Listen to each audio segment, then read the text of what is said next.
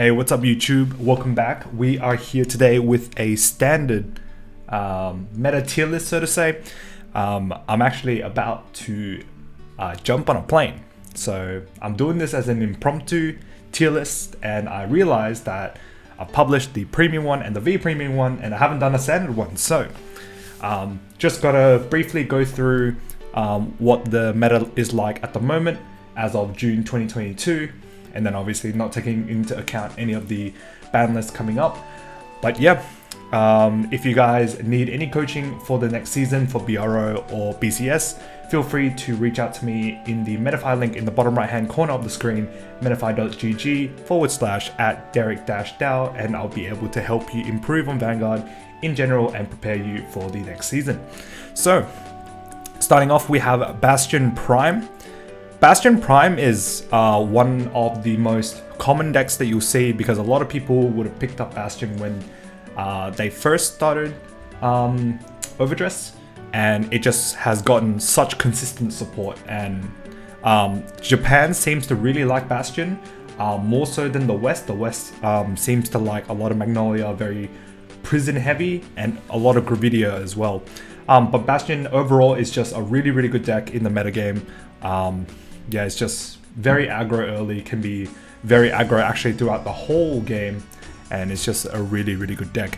Same with Kyrie. Kyrie is obviously one of the recent additions to Overdress with Lyrical Set 2. I know that this is including DBT05, but Kyrie is pretty much new enough to say that she is still recent. 5 attacks, generates a lot of hand advantage, and it's just amazing. We actually see more Kyrie in Japan than we do in the Western side, but I think it's just a deck that hasn't been explored yet. Prison again, a very, very formidable deck. Has a lot of control, it scales really good, and yeah, just a very, very good deck. A lot of people have been bringing it for their Springfest. Just one of the decks that you would always bring to an event, you know, like teams. I don't know whether I would prefer to bring this in a solo format, but that is to see come the BCS season. Greedon is a C deck. It's not as great as what we kind of expected it to be. We definitely would have expected it to be like maybe a B tier deck, but the support just didn't really go well for it. So unfortunately it sits in D, but it's not the bottom of the trash type deck. So next is Nirvana. Nirvana is really good. Got a lot better with the festival collection stuff with Amelia to be able to combo with like Persona Ride and then jumping to Maha, or you know, if you're stuck and then you jump to Maha, going first, going second. It's just really, really good. Just a powerhouse of a deck. And yeah, the ability to be able to ping 1 damage changes from like damaging from 4 to 5 or 3 to 4 is just so impactful. And yeah, the deck is just shown consistent results. Not a lot of it earlier in the BSF season, but very much so in the second half of the season. Hermania, or whatever her name is, the powerful chick. The deck really didn't get support, unfortunately. And yeah, it's at the bottom here until it gets more support, unfortunately. It's just not that great. Eugene, it's definitely better than the Powerful deck, but it just doesn't have what it takes to, you know, jump ahead. Orphist, I'll put it above Eugene and Greedon. Sometimes you can just win by, you know, playing your order that gives like 5k to every token and just smack face. And I think Orphist Regis actually makes this deck significantly better than what it was or what it is now. So Festival Collection really, really helps this deck. Same with Zorga. Grave Zorga would be much better once, you know, we get Grave Zorga in Festival Collection, or we've actually already got it. But once those lists pop up, then, you know, it becomes good. Bruce. So Bruce is like low A, high B. Bruce was at the top of the metagame for like the earlier sets, but I think it's dropped off tremendously. But that's because, you know, like every other deck just pops off way earlier than what Bruce does, and Bruce itself is like really, really fragile early. But this is grade 3 Bruce, because we have grade 4 Bruce here. I don't know. Grade 3, grade 4 Bruce, the landscape of that deck is just still the same. It's still a turn 4 deck. It's really, really slow in comparison to something like Bastion. If you get aggroed in the slightest, you just pretty much fall apart. Bavsagra is probably the highest of the Bs. She gets really good with the Festival Collection grade 2. Makes the columns really big, and then she just has multiple ways to, you know, double equip on your first grade 3 and then just pressure your opponent straight from turn 3, which makes it immediately better than Bruce, but not to say Bruce is bad. Same with grade 4 Bruce. Grade 4 Bruce is probably slightly better than grade 3 Bruce, I think, because of the extra attack. And I think it's a little bit more lethal, especially if you combo with like Quen Lu. But yeah, both of the decks are kind of like on the same scale anyways. But to be honest, I think it would be like low A, but high B. But if I put these in B, then these will probably drop to C, and then these go to D. But yeah, you could definitely argue that it is these 3 decks would be in low A. Clarissa, I'll put Clarissa at the end of B, probably like high C. It's alright. It has a consistency buff with Lyrical Set 2, but otherwise, yeah, it's just how it is. Eva is actually dirt trash, unfortunately. the deck, when it got released, it's nowhere near Tegria, it's nowhere near Tamayura. The deck, I don't know. If you want to play a 3-attack deck, you might as well just play Zorga or Orphist. And even Orphist, you have Destajade to multi-attack. I'd rather play that. And unfortunately, yeah, Eva just doesn't fit the memo. Flagberg. So Flagberg is actually low B. Once it gets the PR, then it goes into probably high B or potentially low A. But at the moment, I think it's like here. It's probably a really formidable deck in slot B and can definitely jump to A. Low A or mid A, but definitely not high A once it gets the PR. Gravidia, I think I put it in highest of A. Like Kyrie, I think is definitely higher than Bastion Prime. Prison's probably higher than Bastion Prime. Nirvana, yeah, I think it sits there. So Gravidia is just super good into everything, has hand advantage, has disruption, has control, has crit pressure. It literally has the whole package. Really, really good deck, and yeah, it's one of the decks that I would definitely take to Springfest, and probably into solos as well. I brought that for BRO, and I definitely know how Gravidia World works and Gravidia in general. So Gravidia is a really, really good deck. Laura used to be an S/A tier deck, and now it's actually dropped to B because everything else got better. So it kind of goes like here, maybe slightly higher. Hexorb goes in C. The deck didn't really see much support, and if it did, it was like very CB heavy, and unfortunately it's just not it. Black Wings is alright. I think Black Wings goes in B.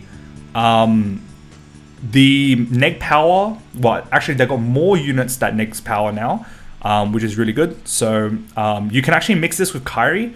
Kyrie Black Wings is actually a pretty cool deck to play as well. So very splashable engine into any other generic engine like Kyrie. White Wings, unfortunately, is not the same as Black Wings, and it's just not it. There's no pressure, there's no draw power. It's, I don't know. Like, you could play so many other decks that could generate much more advantage, and yeah, it does the same thing as as White Wings. Chaos is a C deck, but can potentially later on in the game jump up straight to A, because it gets better with the support, well, with the generic support that Dark States gets. But at the moment, it's contesting with its brother, which is Barra Magnus, which goes straight into A. Barra Magnus does everything that Chaos does, but better in every single way and without jumping through hoops. Yeah, Chaos is just not it. And it doesn't have crit pressure, where Barrow does. So Barrow immediately goes to A. And to be honest, like, you could probably put Chaos in D, but Chaos at least has some power gain, whereas Eva doesn't really have it. Mimish, so the Friends engine, by herself, she's not that great, but the support of itself, like the Friends support, is actually really good. You play that in Kyrie, so you splash these engines, right? So you can play Kyrie Black Wings, Kyrie Friends, and it's a really, really good deck.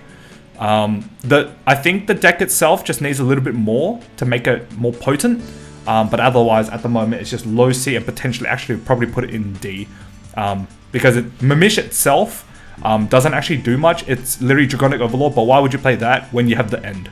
Dragonic Overlord, the end is just much better. MLB, it's just a consistent nostalgic deck. I'll put it in low B, but I wouldn't rate it any further than that. Same with Overlord. I think Overlord goes in B. Overlord can actually go higher once English gets the PR, but in JP, the PR actually carries the deck significantly. So be like up here, and I think you could probably put MLB higher. So you place it in like those ranks, I think.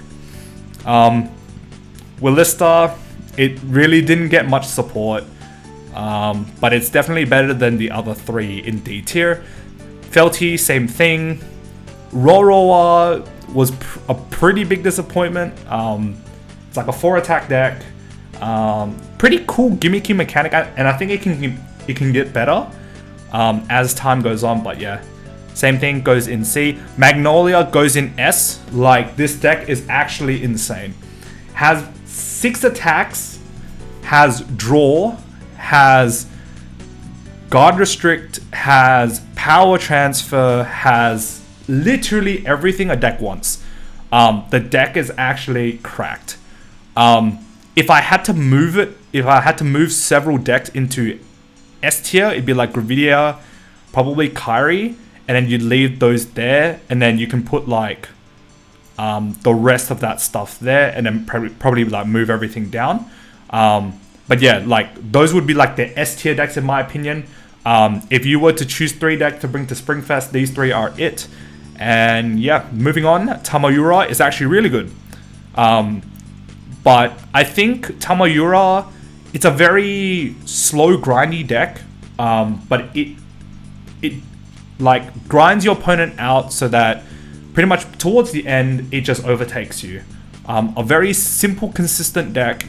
You can intercept with the 2 twins and then reuse them again. It's just a very linear, straightforward deck. Nothing like, you know, the likes of Prison, the likes of Magnolia Elder. But yeah, it's still a good deck. I think I rate it above Flagberg for now, but Flagberg can obviously jump once they get the PR. The end's the same thing, probably in the ranks amongst the 3 other nostalgic guys. Yeah, it's just a pretty fair Overlord card, which is the first time in history. Overlord generally is really, really broken, but you know, nostalgic factors and obviously Bushiroad wanting to not put a lot of emphasis on the nostalgic decks just makes it a little bit more tame than all the other Overlord releases in the past. And then Tegria is actually pretty good. I think Tegria goes like here, where Bob Sagra and Bruce are. She actually generates a lot of advantage, and she can obviously Persona ride every turn. But yeah, like the deck itself, I think is actually very, very consistent. A very strong deck. Draws a lot too. Yeah, it's actually got a whole package. I definitely recommend people picking up Tegria. Tegria is actually a really good deck to play. And yeah, that's pretty much my standard tier list. This is a pretty quick one, not going too in-depth with a lot of things, but to summarize, SNA would be the decks I would definitely pick for Springfest out of the pool of 7.